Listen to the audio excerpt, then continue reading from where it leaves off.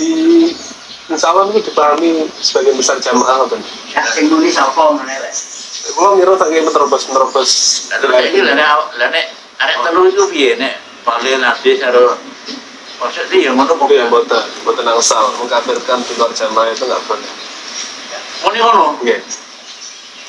Jadi takfir mengkafirkan orang kan enten syarat-syaratnya, enten apa?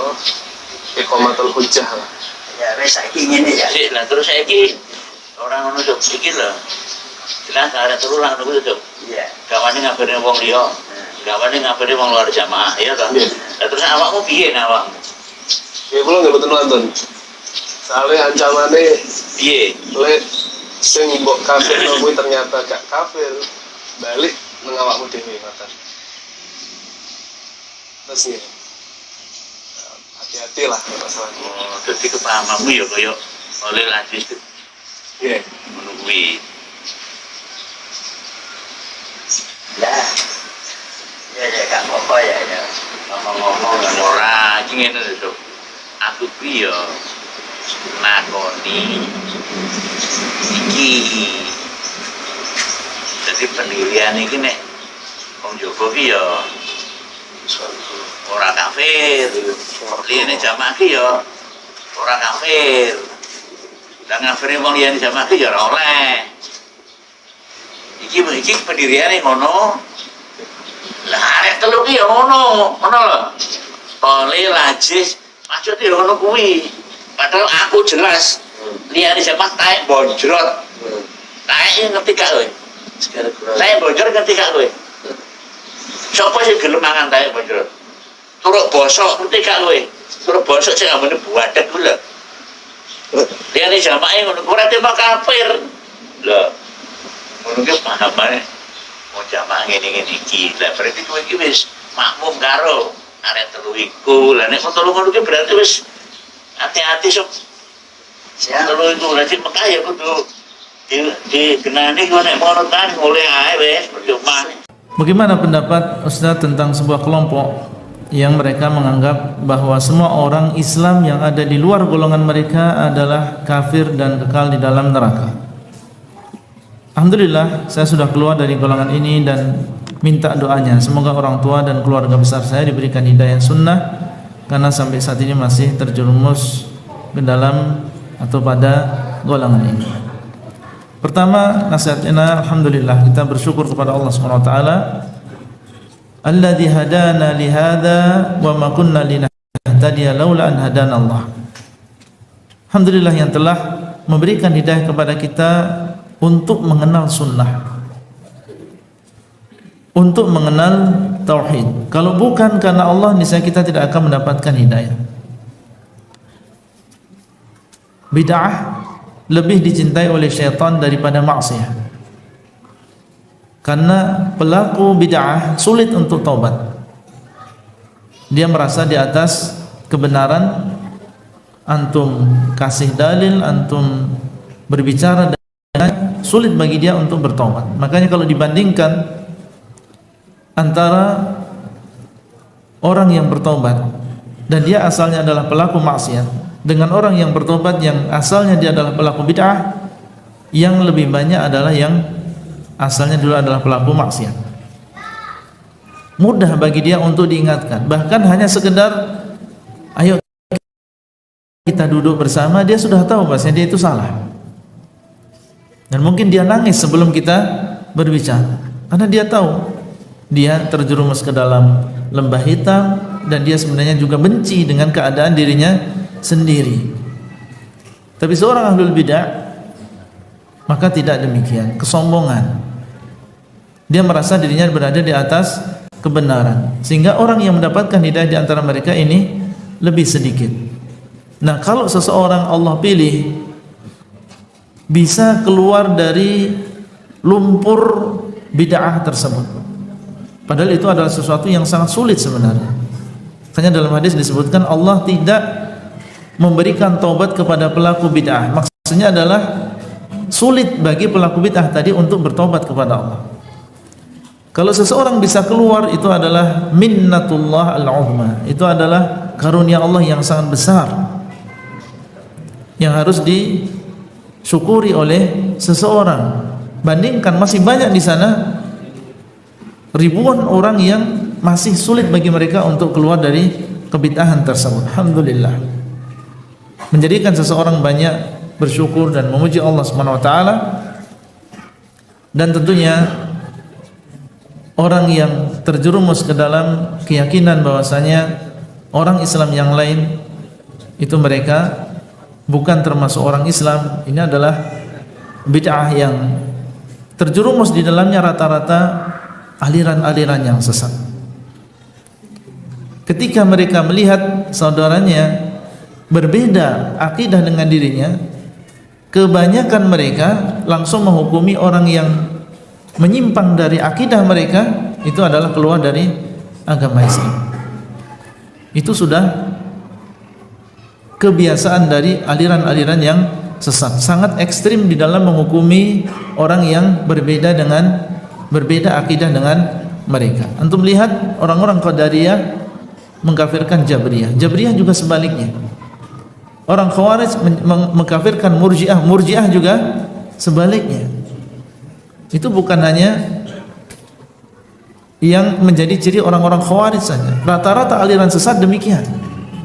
Mereka mengkafirkan orang yang menyimpang dari akidahnya. Berbeda dengan Ahlus Sunnah wal Jamaah. Karena mereka kembali kepada dalil, dan dalil itu menunjukkan mereka kepada sesuatu yang adil, pertengahan. Mereka meyakini tentang kesesatan Khawarij, Murji'ah, Mu'tazilah.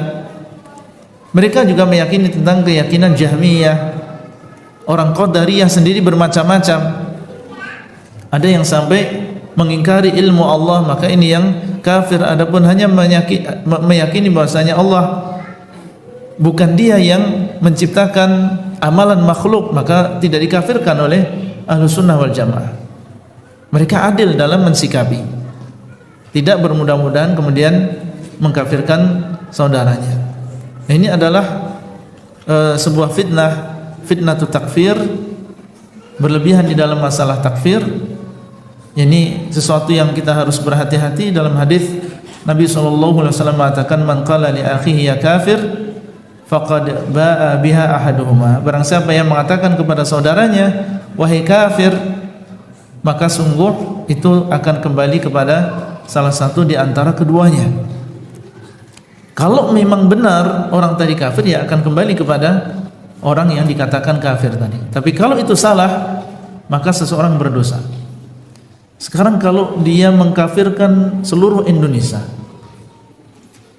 atau mengkafirkan seluruh dunia, betapa banyak dosa yang akan dia bawa.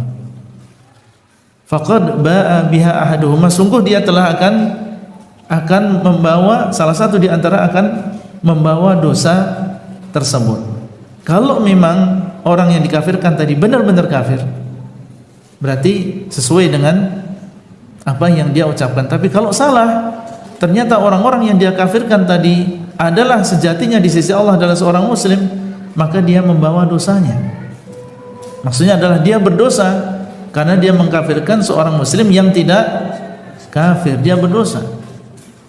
Makanya kita katakan kalau dia mengkafirkan orang-orang Islam yang ada di Indonesia, maka betapa banyak dosa yang dia lakukan. Mengkafirkan bukan hanya satu atau dua orang, tapi mengatakan seluruhnya kafir.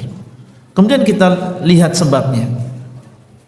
Apa sebab yang menjadikan dia mengkafirkan saudaranya se-Islam? Ternyata kalau kita lihat, itu bukan sesuatu yang menjadikan seseorang keluar dari agama Islam. Bab takfir ini adalah tauqifi. Tidak boleh seseorang mengatakan ini adalah pembatal keislaman kecuali adanya dalil. Karena ini termasuk berkata atas nama Allah. Siapa yang berhak mengatakan kufur, ini maksiat, ini kefasikan, ini mengeluarkan seseorang dari agama Islam? Allah. Makanya seseorang kembali kepada Al-Quran dan Sunnah. Benarkah Al-Quran dan Sunnah menunjukkan bahwasanya itu adalah kafir? Dan di sini pentingnya kembali kepada pemahaman para salaf. Apakah ada di antara mereka yang memahami bahwa ayat ini atau hadis ini menunjukkan tentang kekufuran orang yang melakukannya. Jangan hanya sekedar, loh kan ini ada dalilnya dalam Sahih Bukhari, kan lafadznya demikian, tapi dia memahami itu dengan akalnya sendiri. Kalau dia kembali kepada pemahaman para salaf, ternyata tidak demikian memahami ayat dan juga hadis tadi.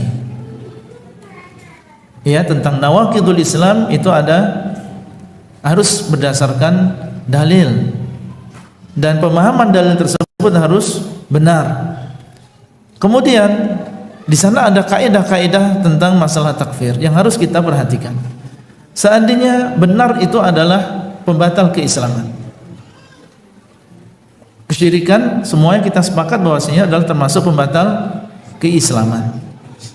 Tapi apakah setiap orang yang terjatuh ke dalam sebuah pembatal keislaman kemudian dia otomatis keluar dari agama Islam? Ternyata tidak. Contoh misalnya, anak kecil ketika dia mengatakan misalnya kepada temannya, ayo kita main sandiwara, ya, aku menjadi Allah, kamu menjadi orang yang sholat. Boleh nggak seperti itu? Boleh. Ini adalah sebuah kekufuran. Tapi siapa yang mengucapkan tadi? Anak kecil. Apakah kemudian dia otomatis menjadi kafir? Tidak menjadi kafir, karena di sini ada penghalang, yaitu dia belum balik. Makanya kaidahnya tidak semua orang yang terjerumus ke dalam kekufuran otomatis kita hukumi dia kafir. Orang gila, muslim, dia mengatakan saya tidak percaya dengan Nabi Muhammad, dan ucapan ini adalah ucapan yang kufur. Apakah kemudian kita hukumi orang gila tadi sebagai orang yang kafir? Tidak, karena di sini ada penghalangnya karena dia tidak memiliki akal. Dia mengucapkan itu dalam keadaan dia tidak berakal, sehingga tidak bisa dia dihukumi sebagai orang yang kafir. Jangan kemudian dikisos. Orang yang murtad dikisos, berarti orang gila ini harus dibunuh karena dia mengucapkan ucapan yang kafir. Nah, ini menunjukkan bahwasanya di sana ada kaidah-kaidah yang harus kita pahami di dalam masalah takfir ini. Jadi pertama kita harus tahu apakah memang ada dalil bahwa ini adalah termasuk pembatal keislaman, atau dia hanya sekedar dosa besar.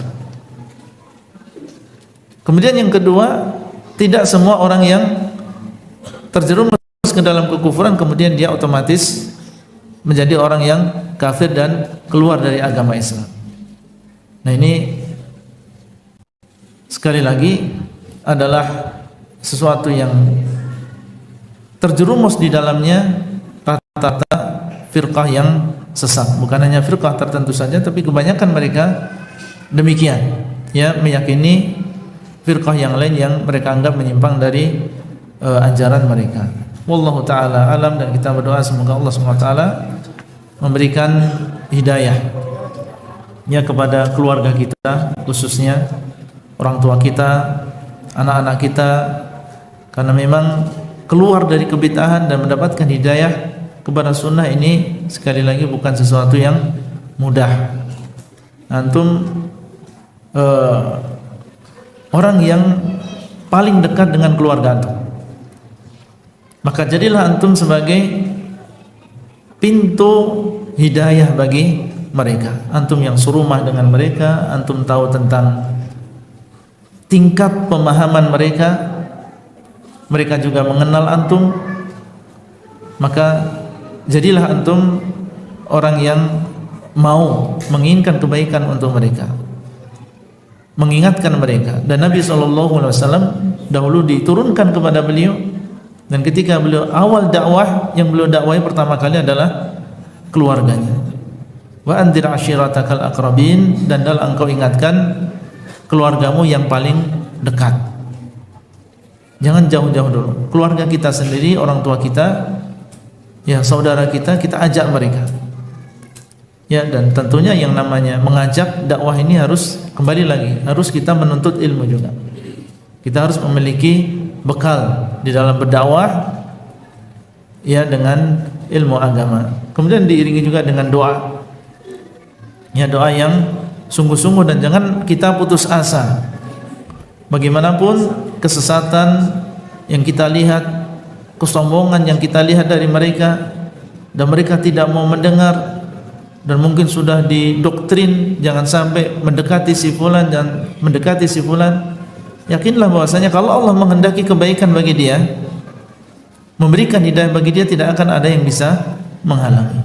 Ada saja di sana cara yang menjadikan seseorang mendapatkan hidayah. Kita kembali kepada diri kita, bagaimana dulu kita mendapatkan hidayah.